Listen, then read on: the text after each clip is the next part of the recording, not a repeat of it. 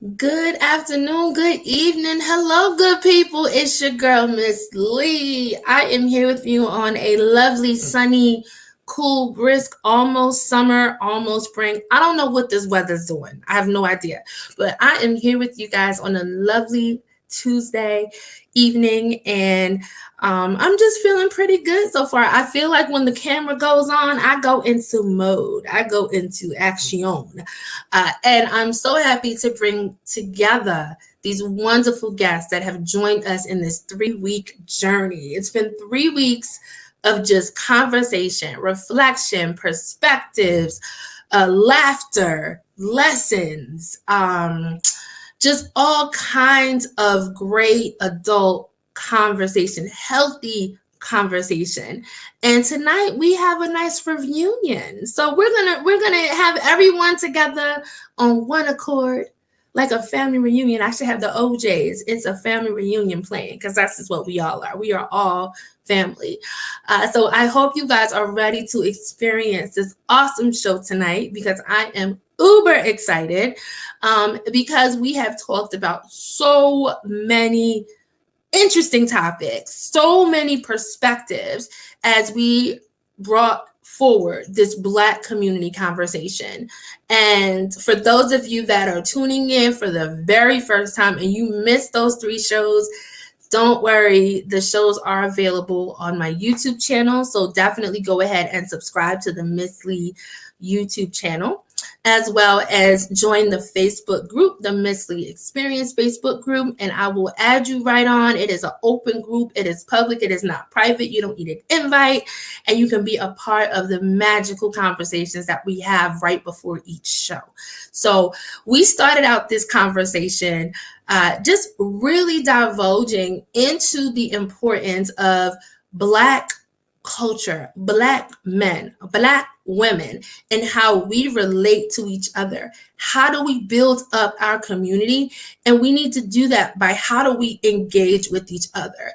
And breaking this down to the foundational pieces, it's us being a singles, right? So single Black man and single Black woman, how do we come together and then end in holy matrimony? Okay, because that is the foundational piece for our future, our lineage, our legacies that are coming up after us.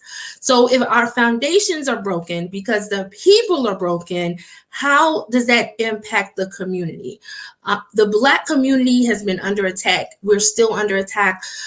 As an educator, I am in all these equity conversations every day, every week, including Black kids, including brown kids, making them feel wanted. But it's so hard to do that if they're not wanted and feeling included at home. So how do we bring broken people together to make, how do we fix broken people individually to come together and make wholehearted, love-filled children so that they can go forward and change some of the stigmas and some of the generational curses or generational traumas that they experience. If you're not a person of my color, you might be of the brown community. Your struggles are a little bit different than our struggles, but we all came from the same continent. Okay, do your history lesson. We all came from the same continent. Yeah, not country, continent. So in looking at that unity, looking at the divide, looking at how our people can come together and just take over, it's so important. And this relationship conversation, this marriage conversation, is just the first part of this dialogue. Coming forward, I'm going to be talking about the health of the Black community, religion in the Black community. What else? Education system in the Black community, the judicial system in the Black community. All of these elements are just some ways that we can come together and grow as our peoples. We need to grow as a peoples. We do. We need some people's growth. So with all of that being said, I am ready and excited to bring forward our lovely guests, our lovely co-hosts, the individuals that have joined us along this journey all the way through. And I'm going to do this introduction by show, right? So we're going to start. The first show that we did in the Black community conversation was Black women. and marriage, and what does that look like? So I first would like to bring forth to you guys the one and only, the lovely Miss Azor. Hey guys. Hey, Miss Azor, welcome back. Yes, she's back. What's going on, girlie? Oh, nothing much. I have learned a lot from all of your shows, so thank you so much for being of service to our community. And I'm just ready to get all into it and share and listen and be a part of the crew. I miss my family. I know. Okay, let's get the gentleman that joined you on that wonderful woman conversation. That's right, Mr. I know, Mr. Big, right? Right, because I had to do the picture. What's going on, Mr. James? He's a meme now. The butterfly, the author, James Rodman. Hey, Mr. Rodman. Good evening, ladies. How are you? Good. How are you? I'm well. Yes. Are you excited Happy to be here? Yes, I was gonna say. Happy to be here. Those shows were very informative. I mean, I watched them, and I was listening and thinking to myself, I have to retrain the way I think, and I'll be 50 next week, so it's not about me being stuck in my ways. It's about learning and moving forward for forward movement. Yeah. But thank you, Miss Lee. Thank you, Azor, for just making this a beautiful thing for us to learn from. Absolutely. And I'm just happy to get all of y'all together. I feel like I'm Andy Cohen in this situation. Except we not housewives and we not going crazy, because them housewives is in the news today anyway. That's a whole nother conversation for another day. All right. So let's get into the next show. The next show we talked about were the Black men in marriage, which was I have a very interesting clip that I'm going to show for that one, because we going to get into that one. The Black man in conversation. Let's introduce the lovely Candace. What's going on, Miss Candace? Hey, everybody. Yes, how are you? Lady. I am exhausted, if we being real. Okay? Okay. It's okay. Exhausted. All of being a part of a woman, you got to do everything. You got to do it all, honey. We're going to talk about that too. Okay, we're going to get into some things. Look, we do too much. Team too much sometimes. I love it. Yes. And with your show, there was this gentleman hailing from DC with his interesting pursuit. He was the unicorn is what I called him on the show. The unicorn, yes. The unicorn. Ladies and gentlemen, Mr. Ray. What's going on, unicorn? Hey, everybody. What's going on? How are you this evening? I'm feeling like Candace, tired. Oh my! We just got adulting issues today. It's adulting issues today. Yes, it's all the way real, and it's just cool to have all of you guys on and kind of talk through the shows that we had. And I know for now you might forever be known as the Unicorn Ray, so just embrace it, hold on to it. It's happening. Love it. Okay. Next, we have our married couples. And I feel like this married episode opened up so many eyes and so many perspectives for a lot of our listeners and our viewers. I think the nuggets that these married couples brought to the table was real. And I'm wondering if Mr. Red Rod had one of his shirts on that he had on during the show. But we had some real conversations. So let's start out with Reverend Rod and Stephanie. Welcome the Rodman guys. He got another shirt on. I love the shirt. Pull up the shirt, she said. Yes. Me, sarcastic? Never. Telling from up top. I love it. Never. What's going on, the Williams? How y'all doing? Hey, how's everybody? We're doing great. Thank you. Yes, so glad to have you on. Your show with the next couple, you guys really moved some mindsets. Y'all had some magic happening, and I know it was a blessing for me. I'm just gonna put that out there. But you guys were amazing. So the other couple that joined you in this magical conversation, it's James and Beryl. What's going on? What up? Hey, y'all. Hey. What's going on? How you doing, James and Beryl? Good. Doing good. Y'all got the kids hitting? The kids is away. Y'all get Yes, on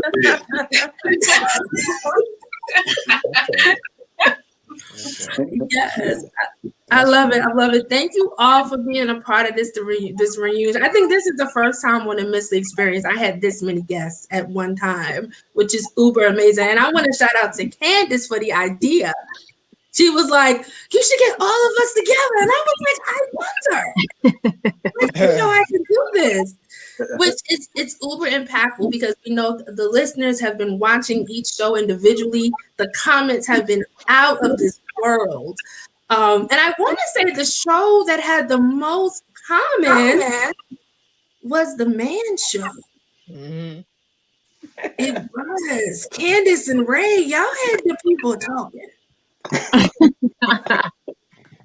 Y'all did. Every show had a lot of comments, but you guys had like It was the unicorn. It was the it was the unicorn. The unicorn.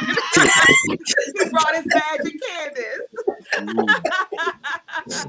It was definitely beautiful. It was like 300 and something comments. Everybody else had like 200 comments, 198. I was like, this unicorn spreading his magic across the seas. Just lovely, lovely. So let's dive in. So the first thing I wanna do first. Let's see. Oh wait, we have a comment that confirms the Man Show. Dominated the chat. Oh my gosh. This is true. This is true. I think we lost Azor, but she'll join us back. Absolutely, you guys did. So let's start with some reflections. Let's go here. So before we get into your takeaways for your individual shows, I'm going to share some clips. I picked one clip from each show. And I know you guys have watched this show a gazillion times. But there she is. She's you know I back. gotta be extra. Yeah, I know. It's okay. It's okay. So I'm going to play one clip from each show, and we're going to have a moment after the clip to talk about it. Okay? So everyone go ahead and mute your mic so we don't have any feedback. And then I'm going to kick it off. So we're going to start out first with the marriage show. We're going to start back with the marriage show. Okay, we're going to kick it off there, and we're going to move on ahead. All right, so let's dive in.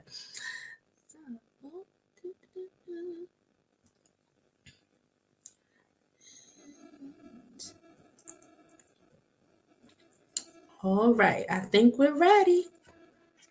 Let me mute myself, of course, so I don't have any feedback for myself.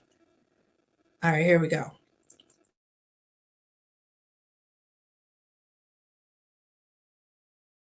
Goals and strategy. Come on, Reverend.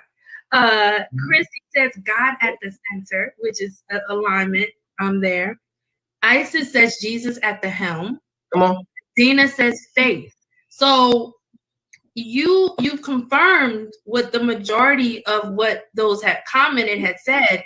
And this adds to this other dynamic of the household and the marriage home is the order of the home. And I've had many conversations with friends of mine about this, about what do you think the order of the home? Because I feel like, and we talked about this on the woman episode, the independent woman, I don't need a man, and all these power struggles that can happen within relationships.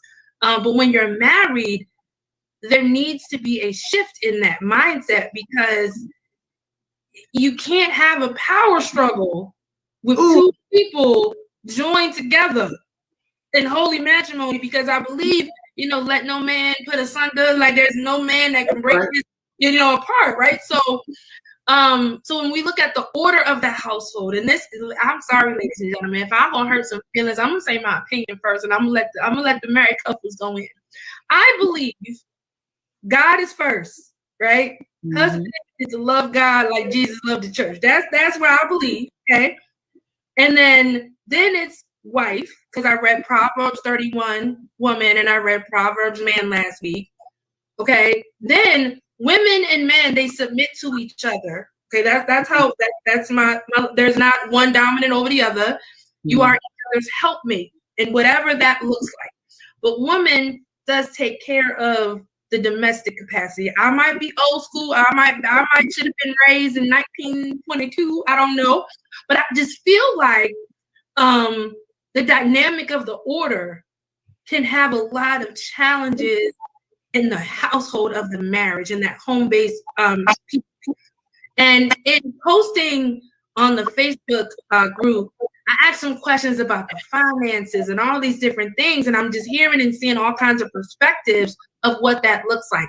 And I specifically had a conversation with one of my friends about this.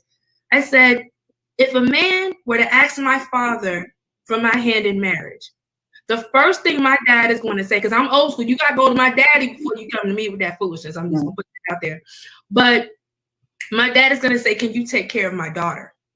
Because I've taken care of her for almost 40 years. So you need to provide for her so she doesn't have to come to me for anything. And if you can't provide domicile over your home, like a roof over her head, what does she need you for? And it seems like a lot of the single mentality that I'm hearing is women are like, no, we gonna split it. No, I'm a peg it. He don't, and I'm like, well, okay, so who's really in the order if he's supposed to be the head of the home? And again, this is when you date people and you find that compatibility, that equally yoked piece of the pie, because there will be a battle with that. But I know my daddy, he don't play. He like, you're not gonna take my daughter from me if you can't provide for her and protect her and take care of her. But it seems like the mentality of some singles is completely different with that mindset. And I don't know if it's a breaking mentality or a making mentality. But I wanted to give, since Reverend Rod went to the cross going upwards, I felt it was just important that we go there first. So I want to just put that out there. And let's go with Steph and Rod. Y'all tell me about your thoughts on that, what I said there, because I just.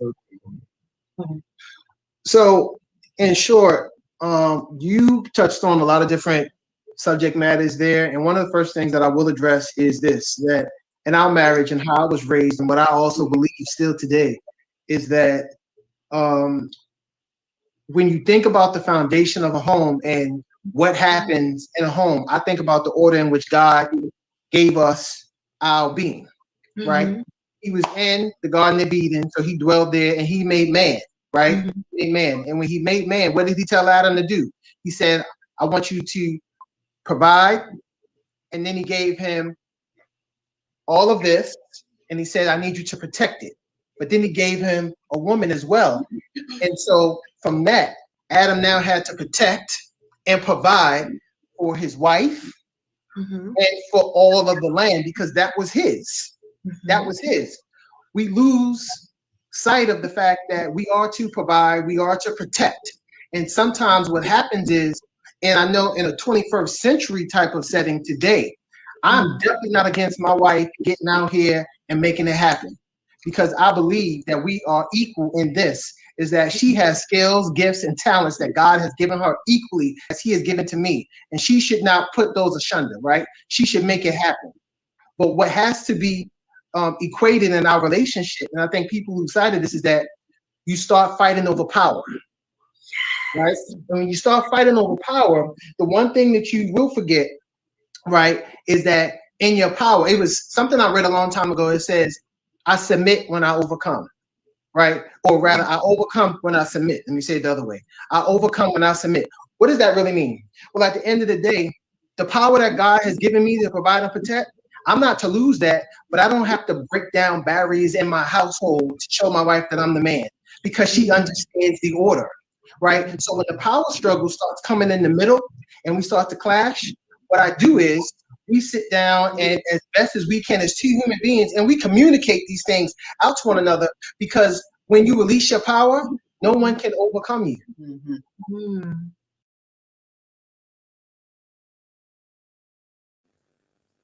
All right, I'm gonna stop there. You guys can unmute yourselves if you like. So let's talk about that clip first. Rev Rod dropping the gems and the tools and the pieces of the Dominion ships.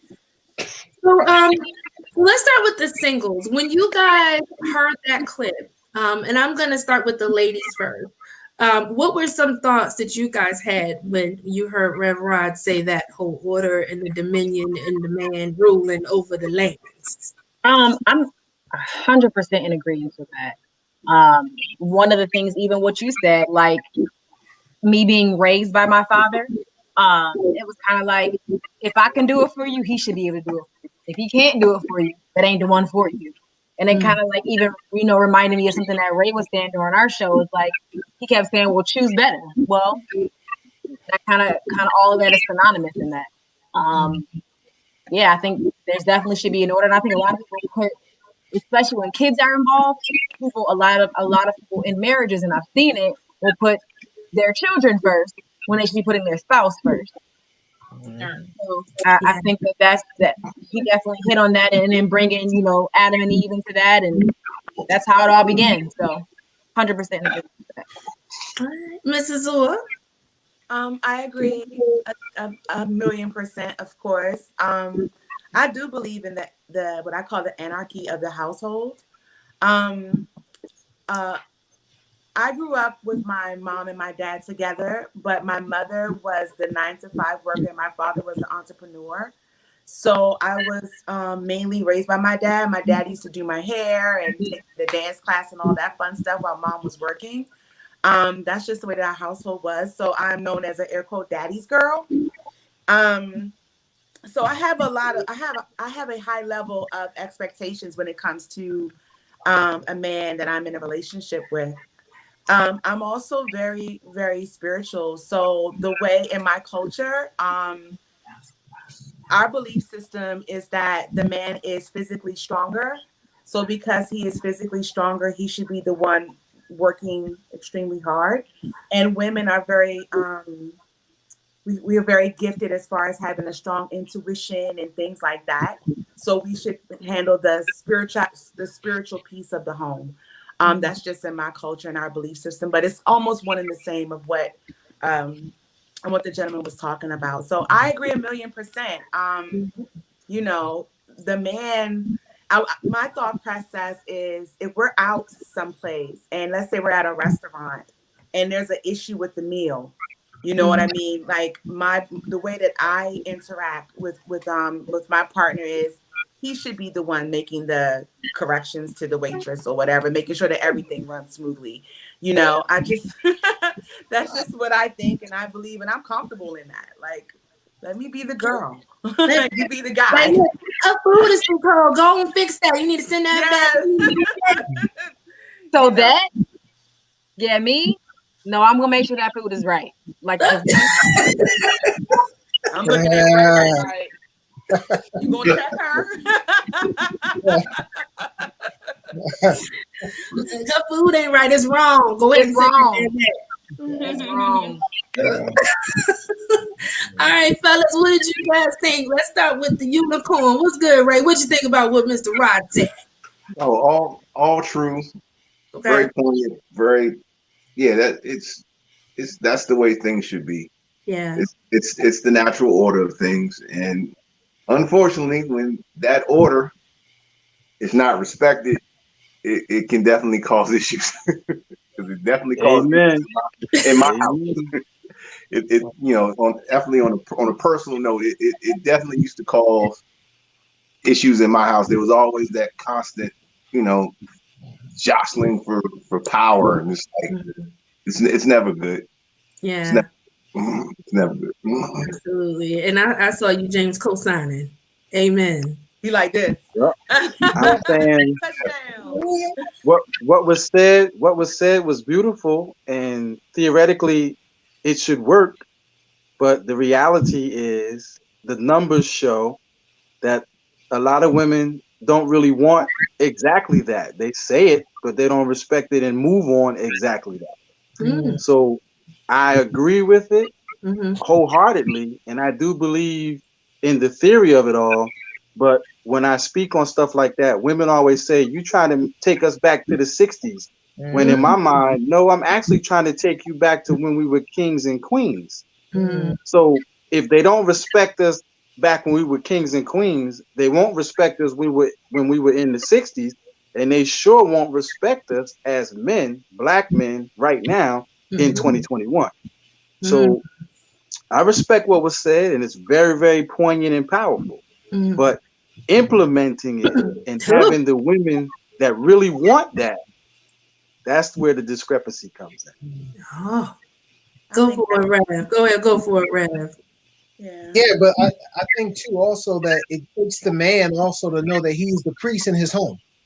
And to have that type of authority to understand that. And sometimes what happens is that a lot of men have stopped being men.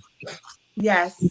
And knowing their position in their home, because some of us grew up with our mothers taking care of us and our grandmothers, and we had uncles and we had grandfathers, but the primary person was the mother. And a lot of different things came out of that. A lot of different subject matters came out of that, where, you know, you didn't see yourself as the dominant individual, because if your mom was taking care of you and she told you to be strong, yeah, you needed a man to tell you that, to sit at the head of the table, and you needed to see a man pay the bills and do things of that nature. And when you see the opposite sex, and there's no slight to any woman, because again, I encourage my wife to be able to hold her own, right? I want her to make sure that if she's sitting at a table and somebody brings her the wrong stuff, she's going to speak up and go, no, this is that. But to also understand that I'm right there, right? I'm right there. I'm a back. And some men have become a little bit, what's the right adjective that I should use? Soft. Choose wisely. Soft. Yeah. A little tender, sensitive. little soft. Tender. And make sure you don't leave out the fact that some women think that they're the man. You got to think about that too. Absolutely. Absolutely. But those are legitimate issues that are happening now, because again, we can say that we want equal rights and so forth and so on. And I know women where I've held the door and they've gotten upset at me. I'm like, yo, chivalry's not dead. What's up? I'm married, but I'm a human being. I'm a man. I can still hold the door for you. But they get upset because we're in this power struggle. Like, I don't need a man to hold the door for me. Herself. Like, what you talking about? You're crazy. She felt insulted that you held the door. You can hold my door because please hold it, Jesus. Hold the door, take the wheel, open the door, open the window, do it all, honey. And correct my food. And correct your food. Right? Right. No, it's real to power. So this is and Rod, when you were talking, I thought of a question, because of course James and Beryl, and even you and Steph, like, you guys were individuals before you became one, right? So, and I'm assuming Beryl and Steph, you guys were on your own, doing your own thing, you know, making it through how you guys have been accustomed to living and surviving. Was it difficult for you guys to transition into that mindset when you became like married? Or was it like first? Well, for me, no. Oh. But that's only because I knew who I was submitting under. So, and even though, truth be told, he wasn't in that area where he was used to taking care of the household and doing all these different things, I was. So, but I think for me, I just had enough revelation to understand that it was going to be a time sowing process. But I'm patient. I'm very patient. I'm like, I'm going to sow into what I know is supposed to be for me. So this is what it's going to be. And he's like, he's laid back. He can have his attitudes sometimes, but I'm like, I let stuff roll off of me a lot easier than he does. But you know, our relationship, we didn't deal with things where it was a major power struggle. It was, I request something from him. Hey, I need you to take care of this for the household or for me or whatever. And I think the only struggle really was just when it needs to be done. But that's when it comes to the conversation or communication piece, it's like, just sit down, talk with him. Like, look, I get that it's not a priority for you, but it's a priority for me. And if I feel like it was important to me, it should be important to you. And he's like, got it. That's it. So, and that just flow over to other pieces in our life. But I feel like it was a power struggle in previous relationships because the people that I was in relationships with previously, they were not for me, and I was trying to. So that's where the power struggle lied. So I think that's how it was for me. Yeah, and people tend to do what they know. You know, a lot of you know, if some people that's not their experience, they didn't come up that way. Yeah, they don't know. They just don't know. They don't even know how to function in inside of a normal functioning relationship. $1,000,000%. Yeah, they've never saw it. Like my wife, she never saw it. So it's you know, it's not like she was against it, but it's not something that she knew. Yeah. All right, Miss Steph, what would you like to add, Miss Steph? So a little bit of honesty. It was a struggle in the beginning because, like Candace, I was raised by my dad. So I watched my dad and my brother. And so I was like the man. You know, I was like, that's how I'm gonna get it. I'm gonna treat him the way the man. This is how it was. I'm every woman. I can handle it. I got it. I was not patient.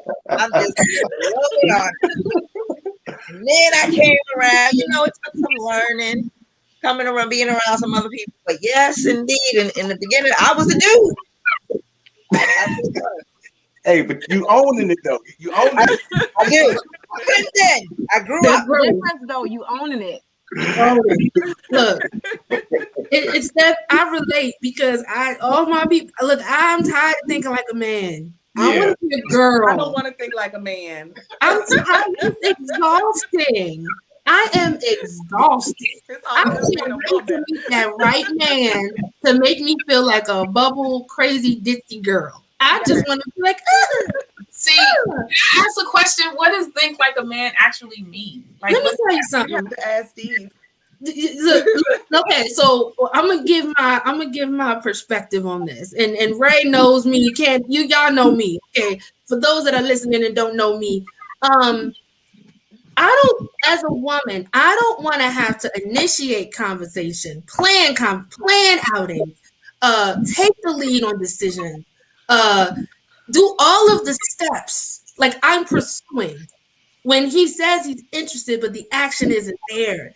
And I'm like, are you going? I don't know. And Azor, no, I'm a Scorpio. So I get to the point, I get into planning mode, and I'm like, yo, you said you're interested. And it's a lot, like Rod said, a lot of men are soft.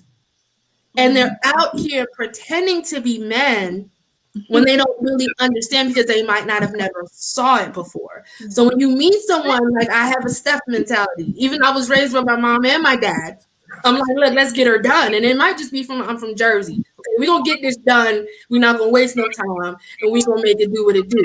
You know, and I find, and I have these conversations with other individuals. I don't know if it's a regional thing. I don't know what it is, but I feel like in this DMV area, there's a lot of sophacity happening. And it's very hard for an ambitious woman to allow a man to lead when he's acting like the woman and taking initiative in what he wants. And it might not be, and I know the other side of it might be, a man will show you if they want you. But some men don't know how to do that.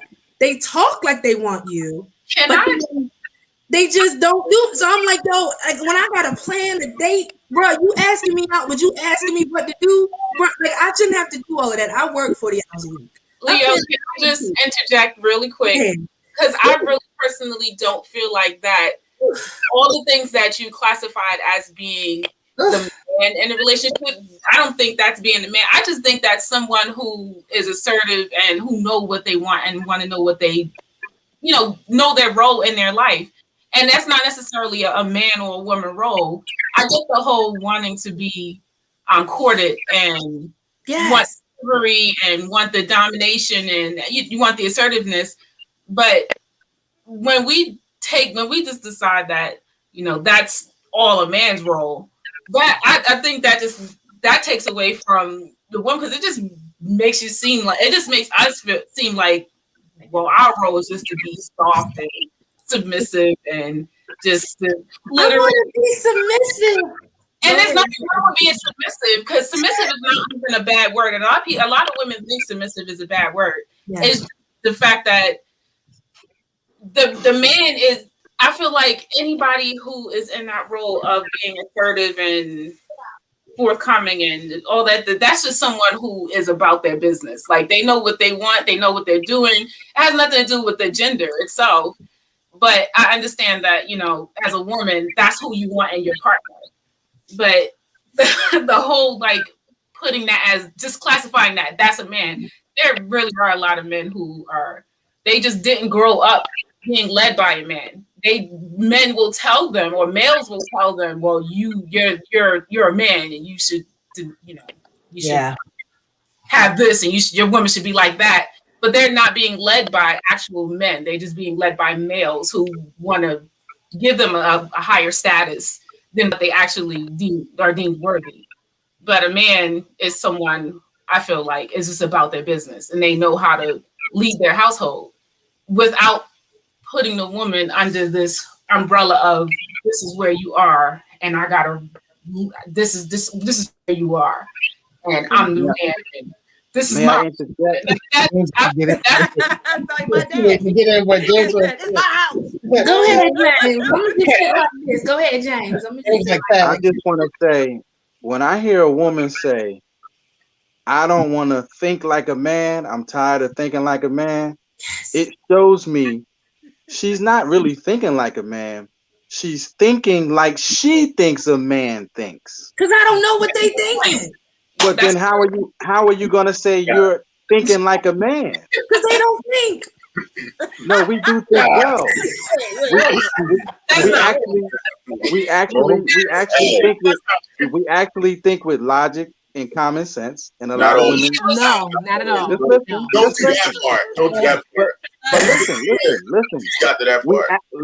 We actually, if we can agree that men are simple and women are more complex in the emotional aspect of daily life. That's what you're designed as, a nurturer, and the emotions are attached to a lot of your decision making. Okay. That's why when men ask you a question that requires a yes or no, and you answer, well, I feel, he didn't ask you how you felt. He asked you a yes or no question. I want to be asked a yes or no question. As soon as we ask you a yes or no question, and you say, well, I feel, that's the woman being a woman and not respecting that the man has asked you a very simple question that all it requires is a yes or no. Answer the question with the question. Right. Right. And they never see that. They never see that. I was trying to change the whole name thing, but yes or no answer. I just want to be asked a yes or no question. And I get that. I absolutely. I just get that part. I don't even get asked that. I get open-ended questions. Leo, one of the things you said was you don't want to continue to think like a man, and you guys absolutely deserve to be treated a certain way. I agree with that. However,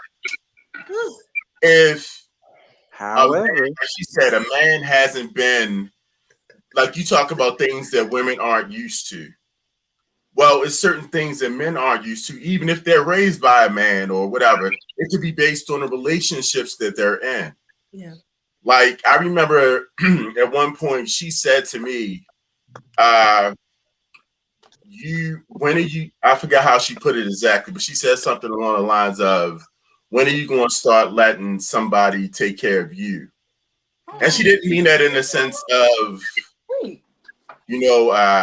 like she's going to be the man of the house or anything like that.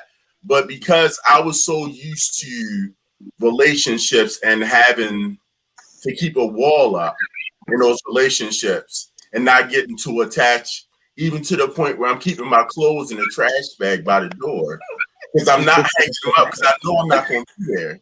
Just in case. So, but this is what I got used to. This is what I got, or the type of situations that I kept going to and was attracted to. And then when I found a woman, not a female, but a woman, and she put her approach was completely different. The essence of what she was bringing to the table was something I had never seen before. So I'm like, dag, like I felt like a woman feels when a dude opened the door for the first time. You know what I mean? So it's like, I mean, you can't, everything isn't so black and white. You can't necessarily say, oh, it's the man's fault, it's the man's fault, it's the man's fault. It's about what your expectations are. And you don't necessarily have to teach somebody how to treat you, but you have to communicate those things. And if a dude pull up to your door and he won't open your door for you and you allow that, you're going to always get treated that way. Yeah. It's up to you to say something or even communicate it. And it can be a subtle hint like, fold your arms. I'm not going to get my door. I just want the man to ask me out to go out. I don't want to be asked. Listen, my 10-year-old is what you asked for. My 10-year-old is so used to doors being opened for her. She don't even reach no more. When she's here, she's with her brother. Like, she just stands there. She's like, she waits. And you know that the door's being opened for her. And occasionally she'll feel gracious and be like, okay, well, I'll open the door for you. But that's how it should be. That's how it should be. Absolutely. But if that's what that guy is used to, now he got to get used to something different. Yeah. Oh, Jesus. I need a job. I need to get paid for this. This is team too much. Okay, let's move on to the next clip. Jesus. Okay, because I want to get at least one more clip in because I know Rev Rye has another engagement that he has to get to, but I want to get his perspective on some of the single conversations as well. So let's go to this next one. So everybody go ahead and mute yourselves so we can go ahead and get to this next clip. And I'm going to do the same and share my screen. Let's get it going.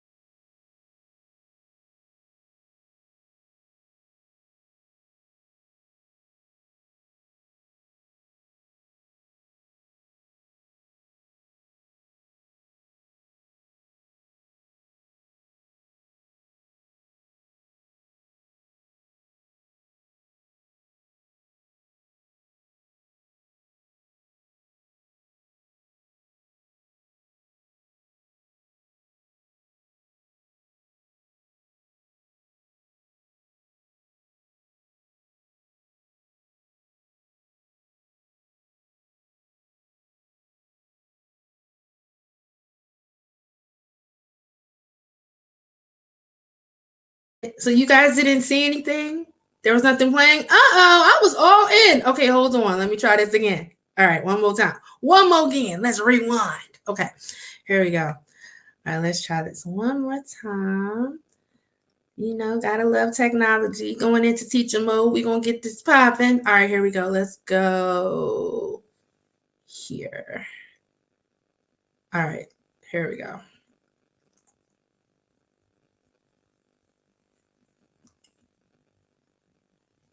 I can take care of myself. I don't know if I need you to take care of myself. But in that discovery phase, Black men,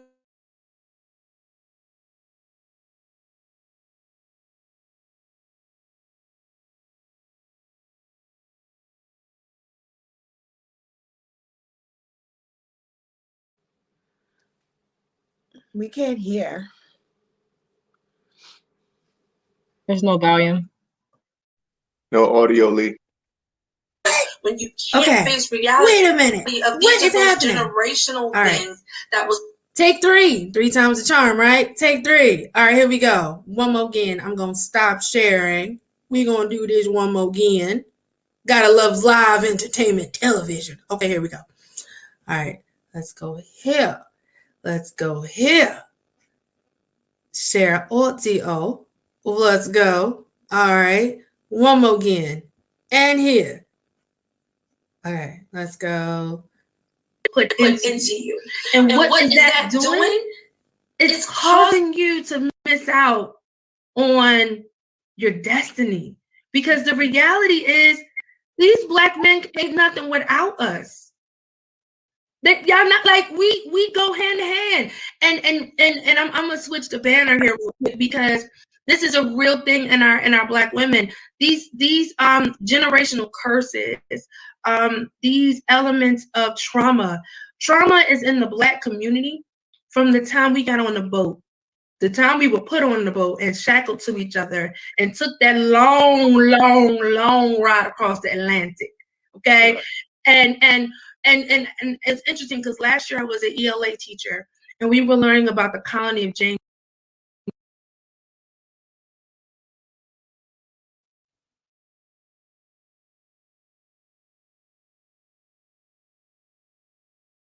Beneficial to them both. I see so many career women with. What are some of the experiences that you have encountered with Black women that have been negative? Let's go with the negative. Well, I mean, I can look at it from the feminist movement. I can look at it from civil rights struggles over decades of situations like that. And what are our Black women taught? Like when we were kids, we were coming up, we would hear our parents say something like, I'm not taking my car to the brother, I'm gonna take it to the white man. So that's a psychological issue that comes with history and what happened in history, and generationally it gets passed down and you never know why or what that means. Mm-hmm. So in the dating sense, what I see is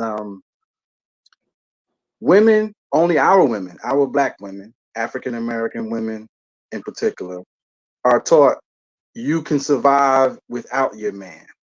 Mm-hmm. And any race of women can survive without their man, but the only race that promotes survival without their man is the African American woman. So Spanish women love to say that, you see Spanish women, they run and they protect their Spanish men. White women, they know that white men are whatever, not just that white men run this country or, because on the earth, white men are the minority, but in America, they're the majority. Yeah. Mm-hmm. So Asian women, they go after their Asian man. That's who they see their life with, breeding kids, reproduction, and all that stuff. Mm-hmm. So in those scopes, when I was dating, it was like, where does this energy come from that's always pushing independence? I got a PhD, I got my own career, I have my own money. And I used to wonder, okay, I understand that. But if a man has an 800 credit score and 150,000 in the bank, his own house and a car, I can pretty much write my ticket on what kind of woman I want to be with and be happy.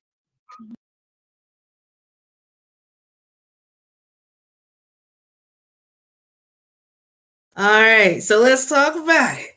All right, so who do I want to go to for this one? Let's go to the fellas for this one. Mr. Rodman, listening, I'm going to you first. You made the statement. I'm gonna go there. So looking at that clip, do you have any change of thought, perspective, or would you like to add anything to what you said before I bring it over to Ray?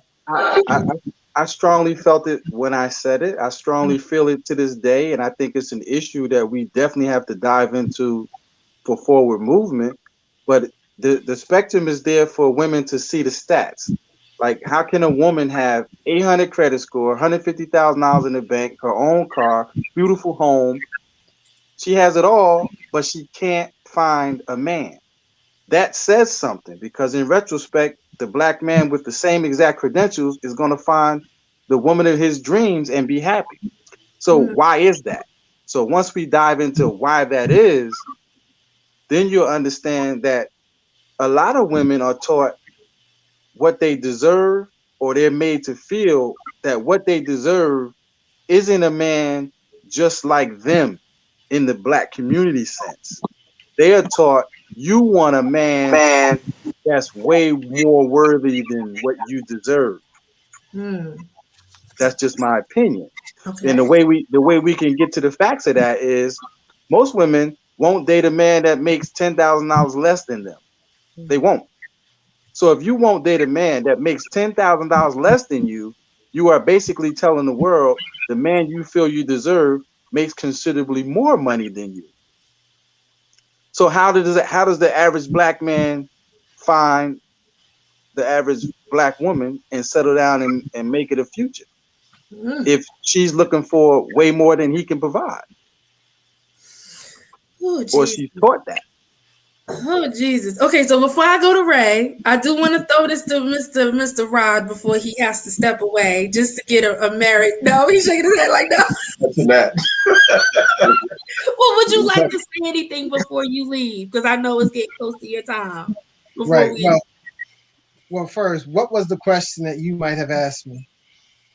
Do you have any thoughts on what James said in regards to a woman's perspective, not having the credentials, but not being able to find a man, whereas a man can have the same credentials and they can find any woman that they want? Pretty much is where he was saying that. Okay. I will surmise my comments to say that I've known for a long time, and I understand this because I come out of a broken home. And I saw my mother generally, once she got remarried, make more money than my stepfather. Okay. And I saw that there grew some tension in there, but there was also some compromise because he had better health benefits than she did. So there was a compromise that was set there forth on the table. They were both able to see what they could bring to the table, even though ideally in my mother's head, she wanted the man to make sure that he was able to make more than her, because that's how she came up. You know, oh my God, what's the song? Ain't nothing going on, but I was just listening to that the other day. Have a J-O-B. Right? You got to have a J-O-B if you want to be with me, right? And then we know that a lot of women today, they subliminally, they want to feel and know that they are independent of this man, not interdependent. See, there's a difference.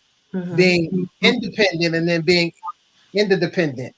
They want to know that they can hold their own, but then at the same time, they want to know that this man can provide for everybody. So that in itself, not to bring it back to the last discussion, is a struggle in and of itself, because I want her to know that she's capable, and she knows she's capable, but I need her to know when two have joined into one, that now there's no separation. So now it's not two people just solely, it's one entity. And that doesn't get looked at a lot of times. And then here's this struggle that happens. And so now I have an issue then with women who say they can't find a man. And a lot of you have heard this tale before. And it may not be a tale so much as what it said, but this is what it said. I can't find a man because what? A lot of them are where? In jail. In jail. Or gay. Or gay. In the closet. Or married. Or married. Or like white women. Woo. Or their mama's boys. See what I mean? So they bring out all of this. And just today, I saw a meme of a young lady that I know. She said, by the time I get married, I'll probably be in my 70s or 80s. I was like, ooh. Damn. Damn. Okay. All right. Okay. So that's a struggle because just to bring it back to what James is saying, I know if I wasn't with Stephanie and if I have the credentials, please, that's easy. That's easy. I'm not being cocky. Yeah. That's easy for me to go get a woman that I believe that God would have to. But why do women say the opposite? Because maybe it's about what they're looking for and because of what they say they can't see. But I always like to bring it back just to the biblical, and I'm gonna leave on this here, is that sometimes what you think you're looking for is not what God has for you. Absolutely. Yeah. And so you're looking at the wrong thing. And so in the words of Heavy D, you can't see what I can't see. You're blind, baby. You're blind to the face. Yes. I love it. I love it. Yeah, it's I got a lot. Okay, go ahead, Ray. Thank you, Mr. Rob. Thank you, sir. Thank you, sir. Everybody next time. Y'all have a blessed one. Yes, you too. All right now. All right, go ahead, Mr. Ray. What you got for us, sir? Really, it's just hypergamy, man. It is what it is. Just, most women, they want a man who's either on their level or doing better. Yeah. I mean, it is what it is. And I've worked in the service industry. Well, not so much now, but I'd say since 2010, and I've met thousands of couples, families, and unfortunately, I would have to say, in most Black households, okay, I'll put it this way: white, Asian, Indian, Hispanic. I mean, I've seen men come home. There were like, they work at average jobs, plumber, home improvement, not 7-Eleven conditions, not a whole lot of money. A lot of times the wife might have been a doctor, the husband might have been a service worker. I just didn't see that too much in the Black household. In white households, Indian households, there were a lot of times where the woman was the breadwinner. Thank you. You know what I'm saying? And there was I didn't really see any strife or, and I was in people's homes, not, through the course of the day, sometimes maybe 4, 5, 6 hours. But I noticed in the Black homes, the man was always the, he was the breadwinner. Not too many times where I've seen where the woman was the actual breadwinner in the household. And even in some white households, I would see where the man was actually the stay-at-home dad. That happens a lot here. And I saw that on more than one occasion where the husband was home with the kids and the wife was some board executive, whatever. And there was no issue, but I never really saw that too much in Black households. So here's a perspective. Oh, I'm sorry. Go ahead, Azor. I'll wait. Go ahead.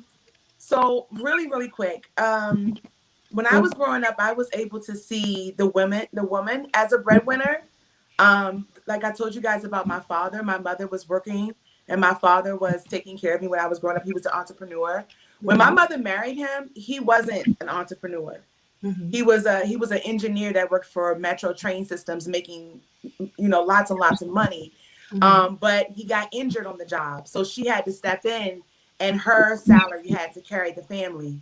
And then there was another situation with my auntie where my uncle was a huge real estate investor, and when the market tanked, so did his bank account. And she was a school principal, and she had to step in and be the breadwinner.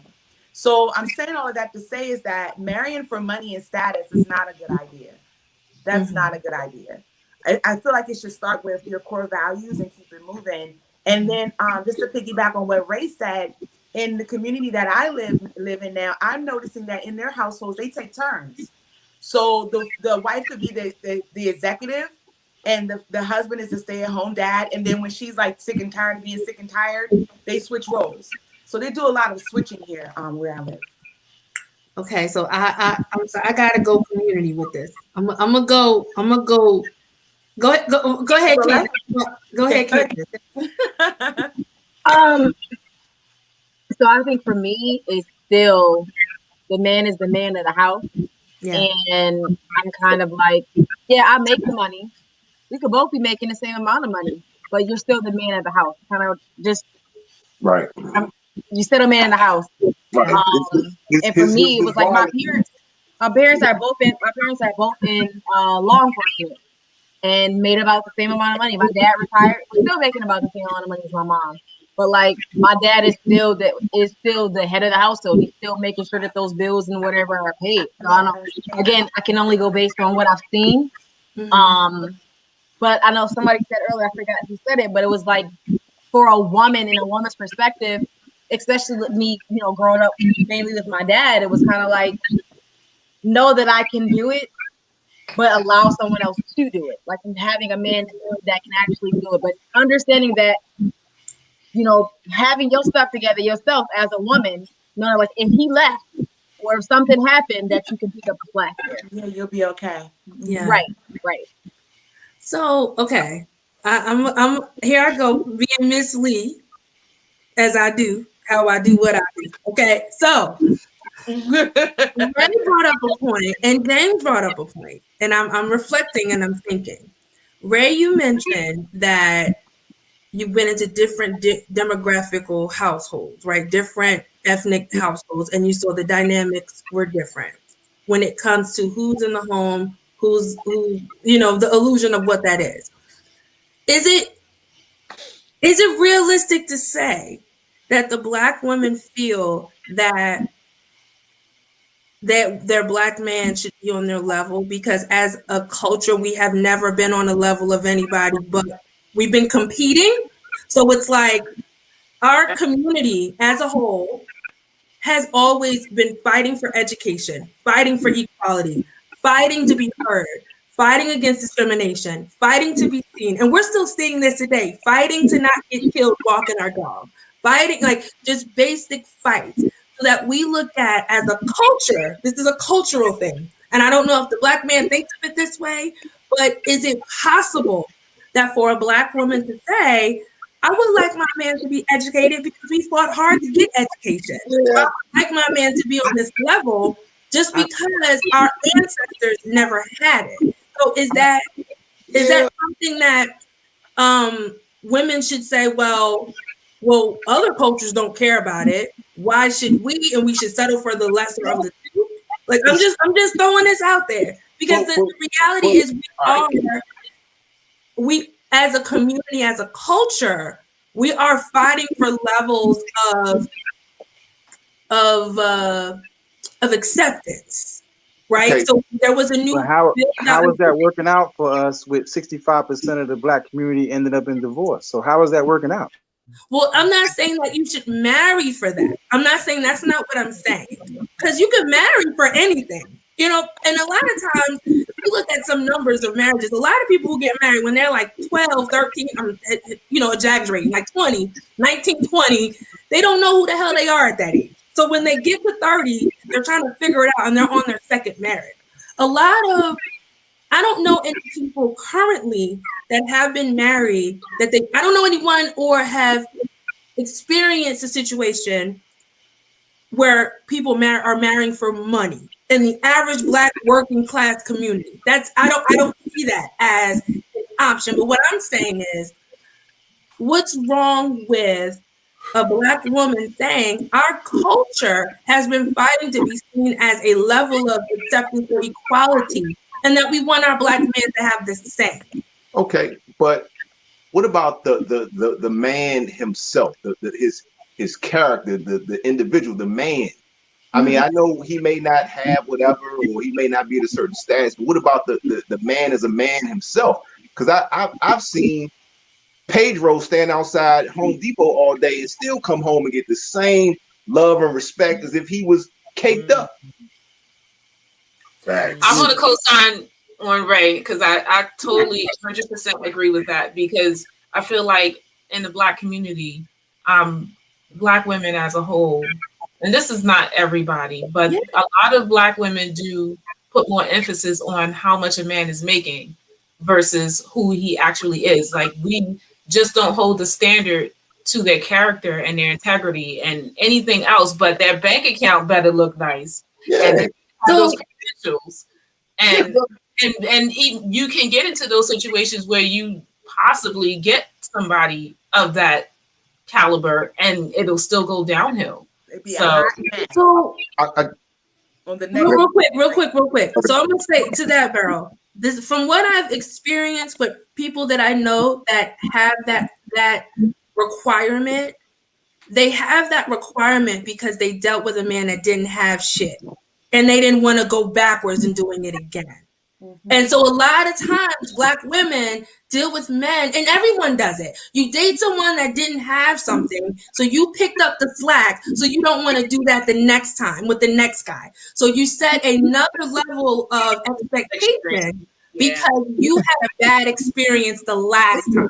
That's so true. And that's just really what it is. So but that's a poor excuse when a man can't say, I had a bad experience with a Black girl, so I'm gonna marry this white girl. Y'all don't want to hear that. They do it though. That does happen like that. That's y'all don't want to hear that. Y'all don't want to hear that. She didn't say nothing about switching races. She's talking about class, the class of a man. That's what. That's what I'm saying. The man himself. I give you a good example. Yeah, my uncle is a general contractor. He's been a general contractor for over 30 years. Okay. He employs Black, Hispanic. He had a guy that used to work with him for years named Jorge. Now, Jorge didn't make a tremendous amount of money, whatever, but every single day when it was time for Jorge to get off, Jorge's wife would pull up, kids jump out, wife, everybody run to him. I mean, big love, crazy love. Jorge wasn't making number $10 an hour from him. And I mean, they would come pick him up every day. And I mean, the love that this man received from his family, man, bringing home $10 an hour. But Jorge might have a story that you don't know about, though. Well, can I also piggyback on that part, because playing devil's advocate, that's a lot to unload, because in our culture, it has been known that we Black women haven't for the longest time catered to the Black man in the community because the Black man was gone for the longest time. Ain't no catering to us. Not catering to. Not we like my household for the longest time has predominantly been the mom taking care of the family for ages because it's been implanted in our community. It's been something that we've been dealing with. So the mindset for the Black woman to this day for a lot is the Black man is almost like an accessory at this point. Yeah. like a handbag. Wow. And unfortunately, that's a real thing. But in the cultures, when it comes to like the Asian culture and the Mexican culture and the Spanish culture, and that their fathers and their husbands have been in the households with them for the longest time. So regardless of what Jorge is making, in his culture, that has been embedded and implanted for the longest. That is who they are. That stays. Yes. But with us, it's different. The demise of our community. We've seen the demise of a Black household for the longest time, so it doesn't look like how Jorge's would look. Yeah. And it's hard. Yeah, and I think that's a great point, Beryl, before I play the next clip, because I love the utopia of other cultures and how they coexist amongst each other. And the difference between that, their heritage has not been disrespected like ours has been. So I think the shift in mentality, and that's what the purpose of these conversations are, we can't compare our culture to other races and how they coexist, because we were robbed of the ability to come to this country or flee to this country for a better life. That was not our DNA. And I'm not saying it still boils down to choice. You don't have to be anything because somebody else was. You don't, but what I'm hearing in this conversation is other cultures do this, why can't we? Why can't we? Yeah. And the reality is, as a culture, as a community, when we were in the motherland, we did not have, I don't believe we had this as an issue in our ancestry. We were groomed to look at family, unity, the community, whatever that looked like. So we are, as a culture, and this is the purpose of this dialogue, we are striving to fix it because it's still passing down that generational trauma, right? It's still passing it down. But for Black men and women to have these power struggles of what we think we should have, what we want, what we, we're setting different levels of expectations and standards, because on one hand, Black men's like, I can get any woman I want. You don't have to care about this. I don't care about that. It ain't important. And for the Black woman to say, well, I'm tired of struggling because I've been doing this all my life. We have a difference of perspective. But we can't compare how Asians and Hispanics do that because their culture is completely different than ours. But the bottom line is, how can the Black woman be focused on the PhD and the career and not her husband when every other culture focuses on their family and their husband and still manages to get the PhD and the career? Because they have privilege and we don't. Privilege. So then that would mean that if the white man put that interceptor in there for us to destroy our families as Black women and men, it's working. So how do we fix that? That's not the dispute. That's not the dispute. That's completely true. The problem is that how do we get to a point where we override what's been embedded in the community? That's what the dialogue really is for. That's what it's really for. Because like my perspective is, in my household and how I view Black men, I view them as absolutely wonderful people. They're strong, they're capable and integral. And I think they have the ability to do any and everything and be a part of the household the way that it should be. And I don't look at his credentials as if he doesn't have a certain amount of letters behind his name, I don't want to marry. Like, that's not my perspective. Yeah. But the observation is this is how the community is seen right now. Yeah. So we override, because like Ray said, it is a matter of choice. But a lot of people in our community don't think they have the choice. Right. They kind of just follow what they've been taught after all this time. So you wind up with people thinking they're against their Black women or their Black men, as opposed to, wow, they really haven't had a mindset shift. So they don't know how to. So how do we get to the point where the conversation is had so that they can understand they do have a choice? You Turn don't off have TV. to. Turn off TV. Turn off social media. I'm sorry. He said turn off the TV. Turn off social media. Thing. But and everybody wants to be seen and heard and it seems like the more people want to be seen and heard, the more people want to speak from their own pain and get co-signed, as opposed to how do we actually get a solution? And that's like across the board for any topic. People are not really using social media the way they should be using it anymore. It's more so that they can get people on their sides to combat against somebody else, as opposed to what can we do?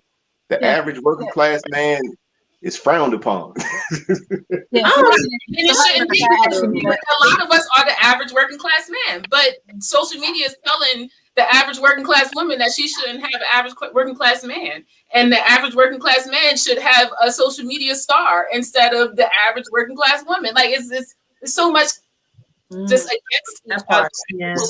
Somebody in the chat actually said we have the ability to evolve. We have the ability to evolve, learn, and change, but we just don't. Why don't we? Like, we have the ability to do so, but we just choose not to do so. It's almost like a pride is in the way of people doing exactly what people strive to be and do differently in their minds, but they put it into action because their pride is going to make them look a certain way. And then and I'm gonna play the next clip because we still got one more show to play. Okay, we got to get to the next show. But and see how what's the saying? Hurt people who hurt people. The continual cycle, right? And just in this dialogue that we're having, we're seeing the cycle. And just like Jason said in the chat, a shift needs to happen. Yeah. And it's hurting us more than it's helping us. And it doesn't help to compare our situation to other cultures, to other social media lifestyles, to other social media influencers or entertainers or whatever it is. And we're in an environment that our culture is the most influenced culture by a machine that doesn't get paid and put money into our culture. Oh God, say it. And it's real. And we have so much power that we allow majorities to influence how we're perceived, and it shifts how we interact with each other. So again, in these Black community conversations, and this is just the first part of it, making the shift in how we interact with each other so that we can come together and build healthy, happy, foundational households so our children can see positive change going forward. Because I'm telling you, women who say, I want to marry a man for money, they really don't. They just want what they didn't have the last time. That's really what that is. You date off of your experience. Everybody dates off of past experience. Yeah. And if you say you don't, you might be just as delusional as the people that say they're only dating for money, because you don't want to relive the same situation that you did before. So that's an example of hurt people hurting other people, because they're looking for something so that they don't have to struggle again. When they get it, it ain't gonna last, because they're gonna realize, oh, this person is dumb as a box of rocks. Okay, and then they're like, this ain't gonna work. You know what I'm saying? So, all right, so let's get to the last clip. So this is from the unicorn episode. Oh. That way, over there, okay, over there, whatever. Okay, here we go. Everybody, go ahead and mute yourself. We're gonna get, that's where this is going. We're going over there. All right, here we go. Here we go. We're going this way. Oh, yeah, whatever. Yeah, whatever. Okay, here.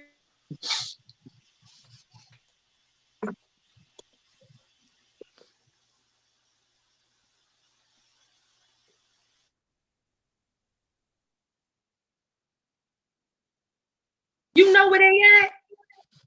Yeah. And they I mean, I don't know. And that might come from those women who are, I'm the strong Black independent woman, and they feel like their power is gone. Is that where that, I'm trying to understand where that. A lot of women just don't want to let a man lead. Who are these women? Did I call y'all like last week? I got questions. It doesn't matter what the man is, whether he's strong or not. You get pushback. So here's a question. I think Candace is having some technical issues. She's gonna pop back in. Okay. Here's a question. Do you think most men know how to lead their relationship? No. Majority. Okay. No. So if the majority of Black men don't know what leadership is in a relationship, how can a woman submit if she's always forced to be the leader? That's my question. All right, pick better. What? Pick better. I mean, you pick them, pick better. By how? If the pickings are slim, how do we pick and can't expect perfection? Because nobody's perfect. Even both of you all, I'm sure you've been in relationships in the past where you saw who this man was up front, but you stayed and dealt with him anyway. Yeah, I can agree to that. Okay. Agree to that. Pick better. Okay. Nobody makes you stay. Pick better. So better choices. Is it something, would you say pick better, or would you say, I get what you're saying, but what if, because when you're in a relationship with anybody, sometimes their strengths make you stronger, like their strengths make you stronger, your strengths make, like it's a seesaw. You guys grow and build off of each other, right? So I can pick better all day long, but if this man has everything on the list that's God sent for me, let's just say Oh, are we gonna bring God in?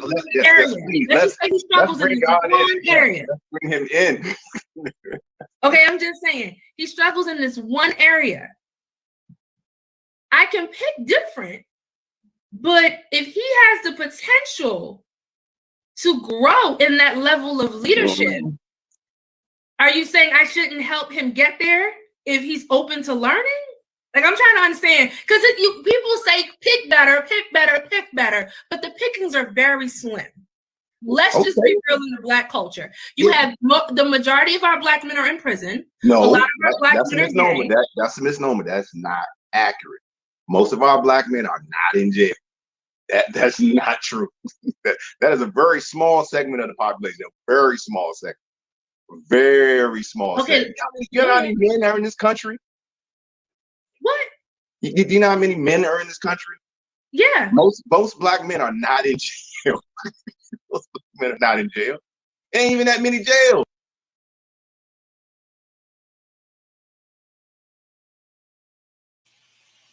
All right, can I speak?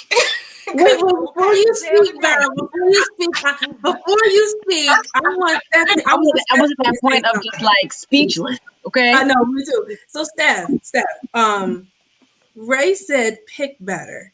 As a married woman married to a married man, what are your thoughts in hearing that? Go tell me, Miss Steph. Go ahead, lady girl. Oh, you're muted. Muted. You're muted, Steph. Oh. Sorry. I'm sorry. Okay. Notice how he broke it down and said, you see the red flags before you, and yet you stay. Mm-hmm. Right? He didn't just leave it as just pick better. Because at first when he said pick better, I was kind of like, what? But then when he explained it and said, them red flags, and yet you stay. You're not being forced. And that's the truth. And we can all attest to that. We've been guilty of that. Yeah. So when you see those red flags, that's when you have to, you have to make a decision. Is it time for me to go? Yeah. Or should I stay and try to work it out? Yeah. I think a lot of people get comfortable. And comfortability is what makes people stay. Yeah. Look at James. That's not an excuse for the decisions that you make being comfortable. I didn't say it was an excuse. I said that's what people do. Yeah. Right. Got to get out of the comfort zones. We do. You got to be uncomfortable. Yeah. When Ray said pick better, that really is the definition of everything. Do better, because that's absolutely true. And I see where you was trying to go with it, Leo, as far as when it comes to the different levels, and that I feel like that's not an excuse, because when you do have those red flags, you're not basing it off of the person who has a completely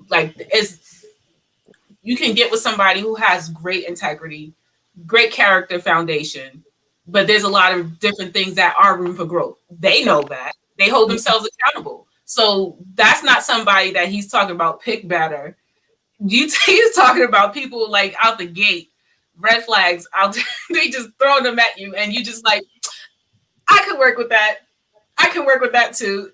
I can change him. Yeah, right. And no, those are the people you gotta throw away. You sometimes you do gotta pick a whole bunch of bad apples, but if you know what you want for your life, you go and pick those bad apples. You shouldn't have an excuse as well. Pickings are slim. They just gonna have to be slim. But honestly, the pickings really aren't slim. It really just comes down to the fact that we just pick slims. That's another thing. Going back to what I was saying earlier about being comfortable. Some people is just like, oh, I just want companionship. So those red flags become like, they're not red flags. They ignore the red flags. Ignore them. The blind is on. Mm-hmm. Yeah.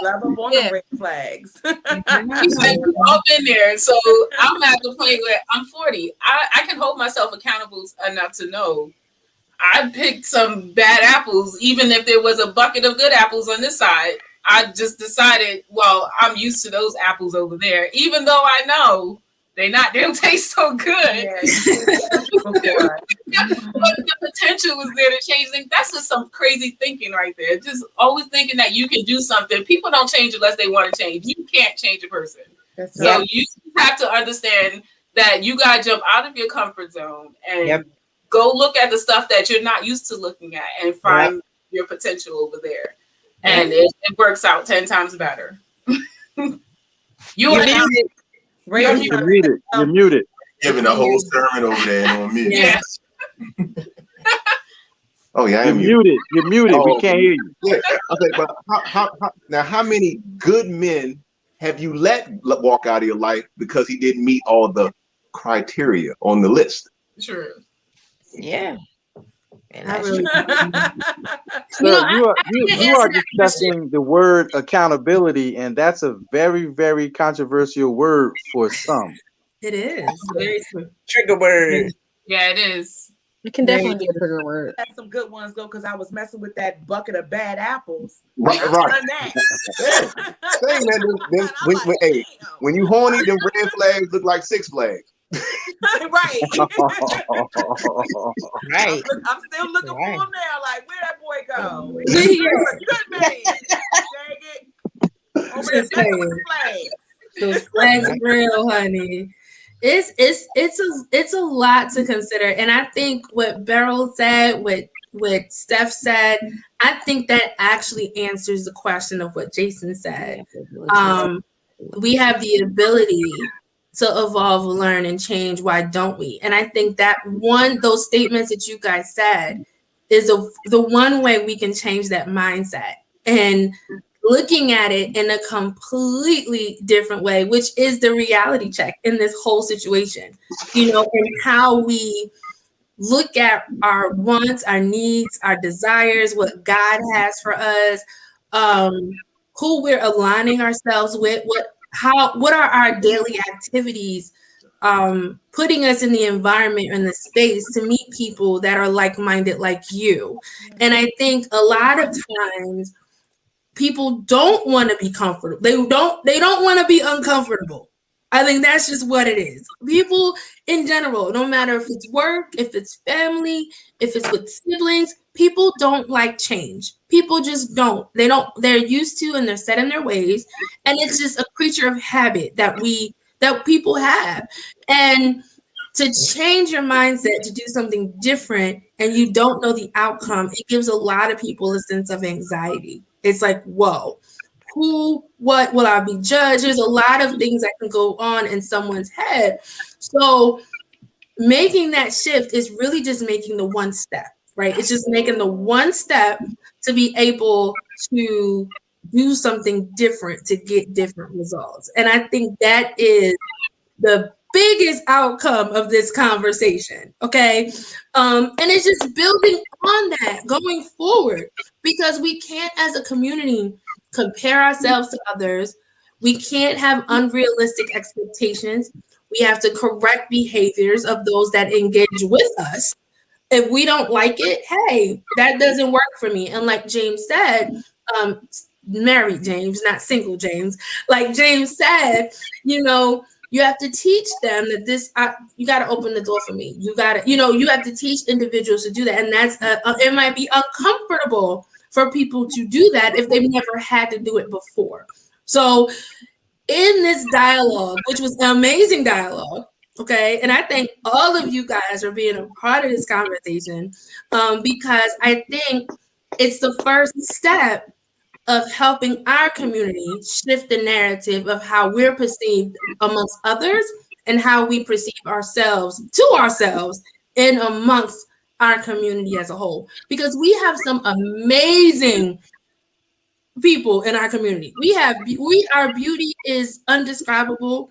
Our abilities are unmatched. Our power is unstoppable.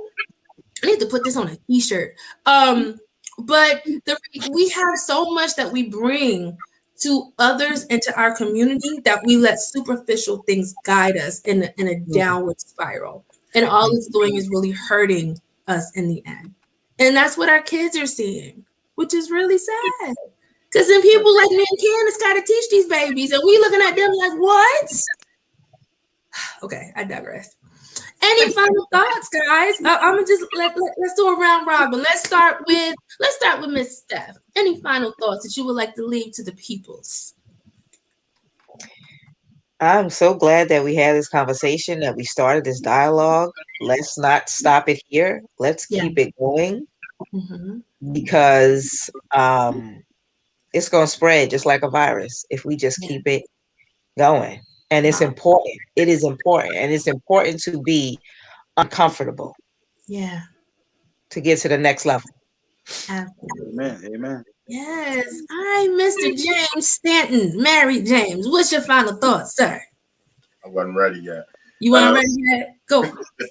No, go ahead.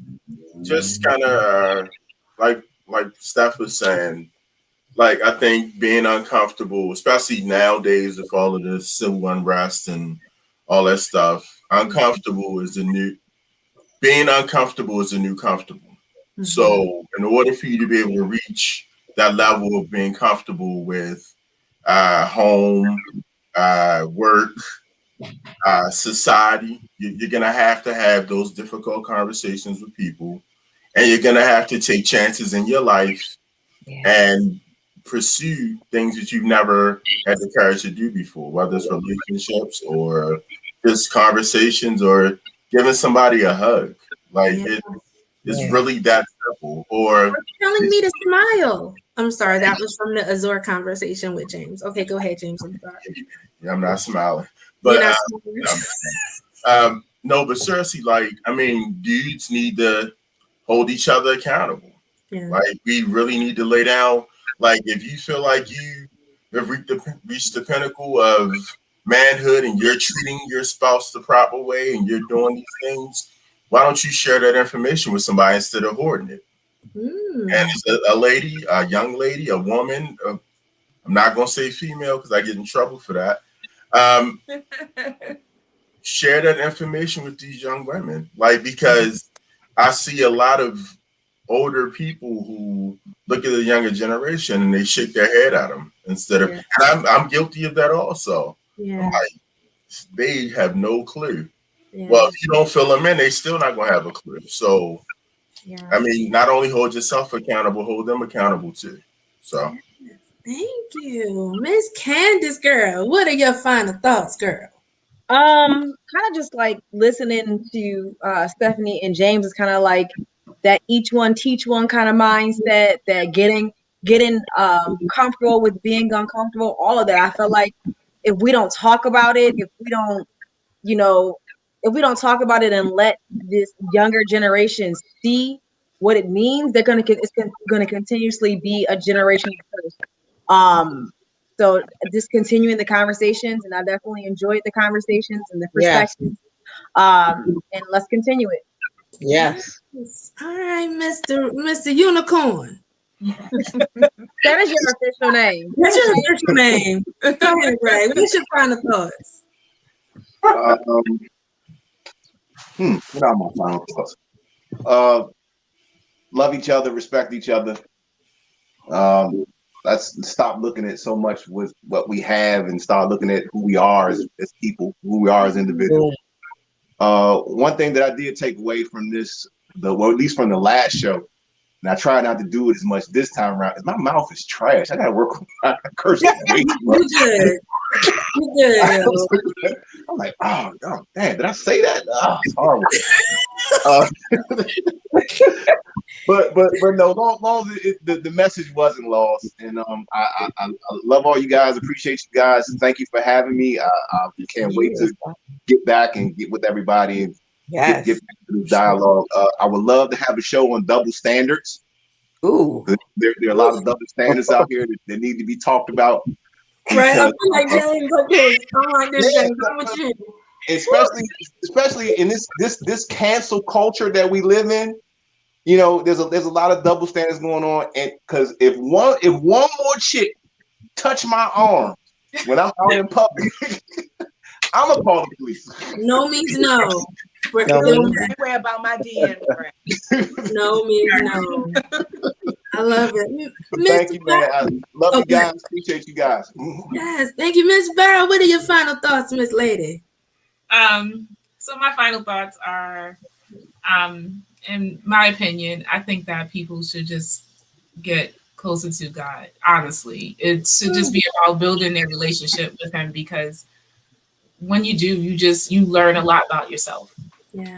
You learn how to govern yourself, and you learn how to hold yourself accountable. And the blame game stops. And the blame game is a big part of our community. So when everyone is doing their work on themselves, you don't have time to turn around and tell the next person what they're doing or what they shouldn't be doing. Yeah. But you can absolutely sow some seeds and help guide them. And just love on each other. We have so much hate going on right now. Just learn how to love on each other. And this is not in just words, see them on Facebook and give them a heart on their status. Yeah. Be that accountability partner and just hold each other up.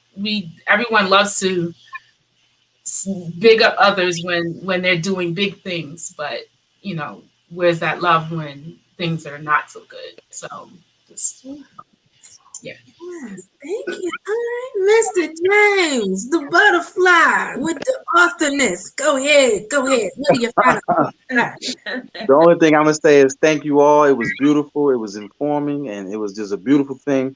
But let's practice teaching our boys to be better husbands and fathers, and becoming husbands before fathers. Let's teach our little girls to be better wives and mothers, and wives before becoming a mother. Let's teach all of these kids these things and put that forward instead of twerking and social media and fake wigs and fake eyelashes, etc. So I'll just say that. And as a black man watching a bunch of black people in this screen, I appreciate you all, love you all. And Miss Lee, thank you for putting us all together and giving us a platform to think and move and experience our opinions. That was a wonderful thing, Miss Lee. You are a bad mamma jamma. Thank you. Watch your mouth. You know what I'm saying? Thank you. Miss Azor. What are your final thoughts, Miss Lady? It has been one heck of a experience, that's for sure. I have learned a lot, and I've enjoyed my fellow castmates, and I've enjoyed being here with you. Yes, thank you for having me. My final thoughts is as within, so without. So how you view the world, how you view people that look like you is a reflection of how you view yourself. And many a times along our journeys, there's some healing work that has to be done. So before you love up on someone else, you have to make sure that you're loving up on yourself just as hard. Yeah. Just as hard. And James, I'm gonna take the charge, and I'm gonna spread the word to our little brown babies, and boys and girls, and teach them about that. Celibacy is important. It is. Celibacy is important. Knowledge of self and knowing who you are is definitely important. So thank you for having me here, and I look forward to the next conversation. Yes, I am humbled, honored. I just blessed to have so many amazing people in my circle, near, far, and wherever. And for those of you that are watching this for the first time, I started out my journey in this. My first show was called The Blueprint, because I felt like God has a blueprint for us. How do we put these pieces together to build the foundation so we can strive for greatness? And then it just grew. And throughout all of these conversations, as a community, we need to talk more. We need to respect others' differences, not tear people down. We need not to implode on the inside as a community and explode into greatness. Okay. And we need to, yes, people need to be corrected. People need critical conversations. But I feel that this conversation that you all brought to the viewers was a positive reality check that did not make anyone feel any kind of way.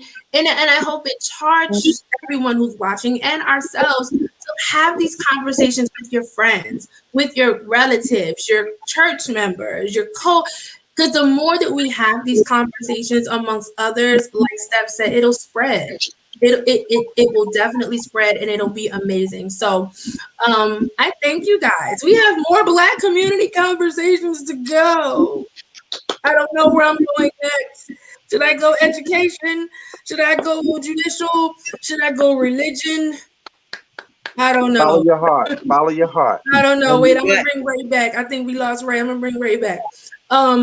Yeah, like I'm going there. Then I'm hearing we should have a woman show. Then we should have a man show. Then Ray saying double standards. I just don't know. I'm gonna pray over it. I'm gonna let the Lord tell me where to go. But ladies and gentlemen, it has been a pleasure. Thank you guys for tuning in to the Miss Experience. Connect, share, like, follow, all that good stuff. Y'all know the deal. And I will catch you next time. JT. Oh, I know, right? Thank you guys. Love you. All right, Later. Peace.